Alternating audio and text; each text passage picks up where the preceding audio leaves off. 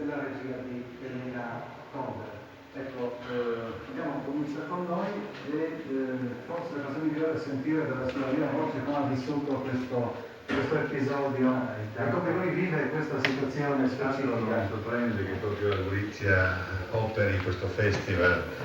Gorizia è molto stata viva sempre verso tutti i fermenti della cultura di qua e di là del confine, e questo grazie a intellettuali che hanno sentito come la nostra apparente diversità non ci divide ma ci arricchisce dal confronto delle altre lingue, delle altre culture. Così in questo film che la televisione italiana ha realizzato con me, il mio mondo poetico, letterario, che inizia nella mia parrocchia, nel paese dove sono nato, al quale ho dedicato la mia prima fatica letteraria, appunto una terrata, nel quale torno a scrivere. Bene, questo film è diventato così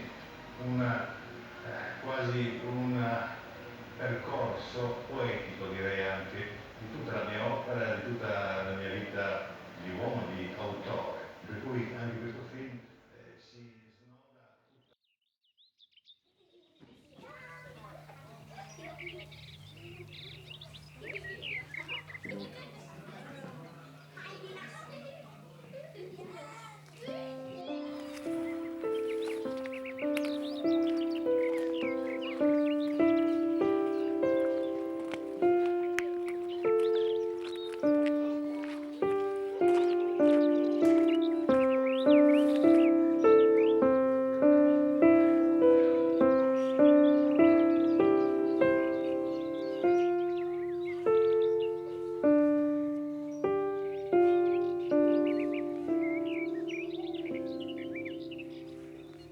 Jeziki mojega otroštva so bili trije: slovenščina, italijanščina in furlanščina.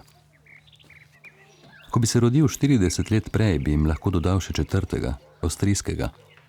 Toda zgodovina me je zajno ropala. Vseeno sem bil srečen, ker sem vendarle ohranil 3 jezike, medtem ko je večji del someščanov ohranil le enega. Teh jezikov